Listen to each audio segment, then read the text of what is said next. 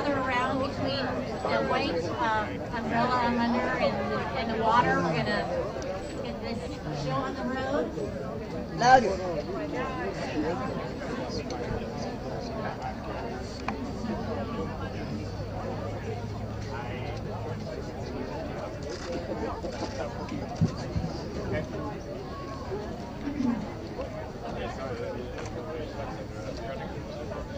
I just want to start off by thanking everyone for spending part of their Sunday out here on this dreary day, and I surely appreciate you changing your schedule and joining us.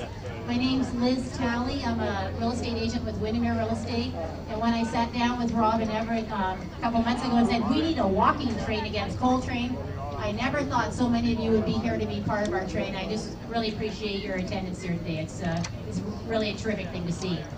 My job today as MC of this event is just to kind of explain what will be happening. We have 3 people who will be speaking on our behalf about keeping coal trains out of Seattle. And then for those of you who feel like joining us in the train itself, we'll be walking across the intersection down at the stop sign, going across to the Burke-Gilman Trail, and going on about a 1-mile walk, which goes down towards Ray's Boathouse. Ray's Boathouse has plenty of room. I don't know if it has room for all of us, but if you want to go inside and have a warm cup of chowder and a cup of tea, they'd love to have us. And also there are many other places within the Ballard community that can provide some warm refreshments at the end of this. Or if you have other plans and need to get back, certainly that's great as well. Mostly what we wanted to do was do a large photo showing solidarity against coal trains, and that's why we're here today. So without further ado, let me introduce the people who will be speaking to us today so you'll know a little bit about them. The first person, oh, and also before I thank, I also want to thank Backbone for the spectacular props that you're seeing here today, because it's really wonderful. Let's give them a round of applause. The first person who's going to be talking with us today, and just for briefly giving us an introduction, is Robin Everett. She's the organizing representative with the Sierra Club, and she'll just be focusing a few minutes of comments on why we're here today and what this is all about, trying to keep our coal trains out of Seattle. Then we've got Chris Wilkie. He's a local Seattle native, and he's been the executive director of the Puget Soundkeepers Alliance for the past 10 years. He's very concerned about global warming, and we'll talk about why we need to keep our waterways clean. And then Robin will be introducing Mayor Mike Begin, who I believe is going to be joining us today to encourage participation in grassroots efforts like this very one we're holding today. Now, it was my idea to have a walking train, and I don't know what I was thinking about setting it up for February, but if you're all here today, maybe we'll try it again in May or June when it's a little warmer weather and a little bit more comfortable out. So without further ado, please give a round warm of applause to Robin Everett. Thank you, everybody. Thank you.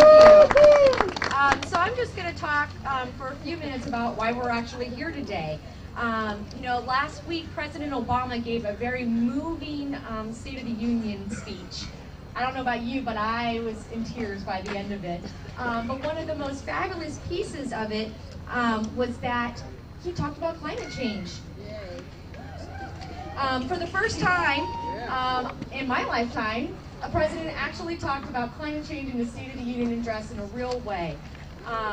But you all know it's 2013.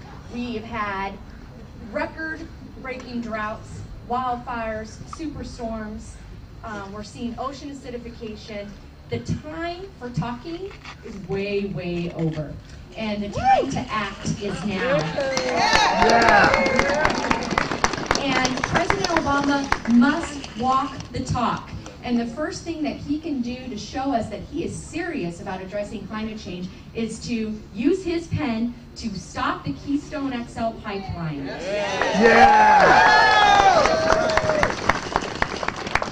The rally in DC is just winding up right now. 35,000 people to say we are tired of being tied down to this dirty fossil fuel industry. It is time for a clean energy future, and President Obama needs to step up now.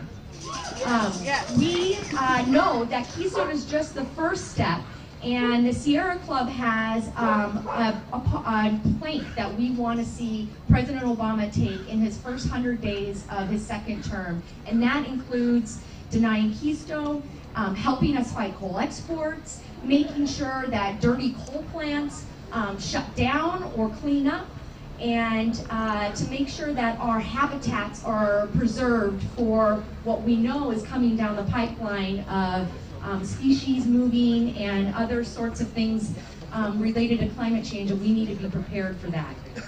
And so, you know, we need to make sure that we hold President Obama accountable for this. And right here at home, we have our own climate nightmare. Right on these tracks behind us, Big Coal wants to turn us into one of the largest coal exporting regions in the world. Every single year, they want to put 48 million tons of coal onto these tracks bound for China.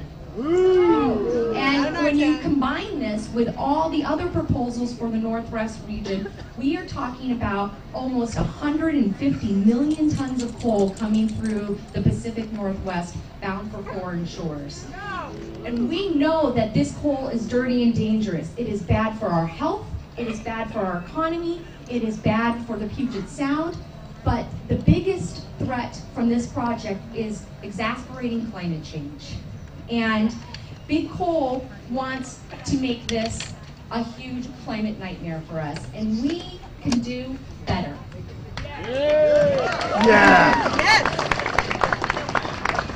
These projects combined would be more carbon release than the Keystone Pipeline. This cannot happen on our watch. And Governor Inslee needs to step up and walk his talk and make sure that this does not happen in our backyard. He needs to help us oppose coal exports. And we know that we can do better than that. You guys signed in today. If you signed in, you signed a petition to Jay Inslee asking for his help on making sure that coal exports does not ruin the Pacific Northwest. Also being passed around right now by volunteers is a petition to Obama asking him to deny the Keystone Pipeline. So please sign both petitions today. Thank you so much for coming, and I'm going to